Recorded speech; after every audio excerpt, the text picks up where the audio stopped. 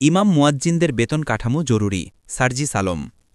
বাংলাদেশের প্রত্যেকটি মসজিদের ইমাম ও মুয়াজ্জিনদের জন্য একটি নির্দিষ্ট বেতন কাঠামো প্রণয়ন করা জরুরি বলে মন্তব্য করেছেন জাতীয় নাগরিক পার্টির এনসিপির উত্তরাঞ্চলের মুখ্য সংগঠক সার্জিস আলম।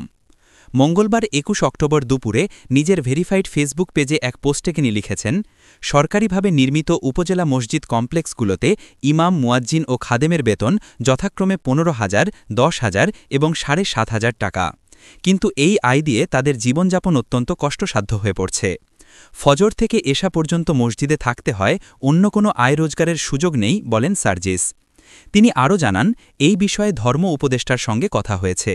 এনসিপির পক্ষ থেকে তারা প্রস্তাব দিয়েছেন ইমাম, মুয়াজ্জিন ও খাদেমের বেতন যথাক্রমে অন্তত ২০,০০০, ১৫,০০০ ও ১০,০০০ টাকায় উন্নীত করার। ধর্ম উপদেষ্টা বিষয়টিকে যৌক্তিক বলে মন্তব্য করেন এবং আগামী ২ মাসের মধ্যে প্রয়োজনীয় ব্যবস্থা নেওয়ার আশ্বাস দেন। সার্জিস আরও বলেন, দেশের বহু মসজিদে এখনও এমন ইমাম, মুয়াজ্জিন আছেন যারা মাসে ৫,০০০ টাকাও পান না। তাই একটি জাতীয় বেতন কাঠামোর আওতায় তাদের নিয়ে আসা এখন সময়ের দাবি। তিনি আশা প্রকাশ করেন, সরকার ও সংশ্লিষ্ট মন্ত্রণালয় দ্রুত এ বিষয়ে কার্যকর উদ্যোগ নেবে।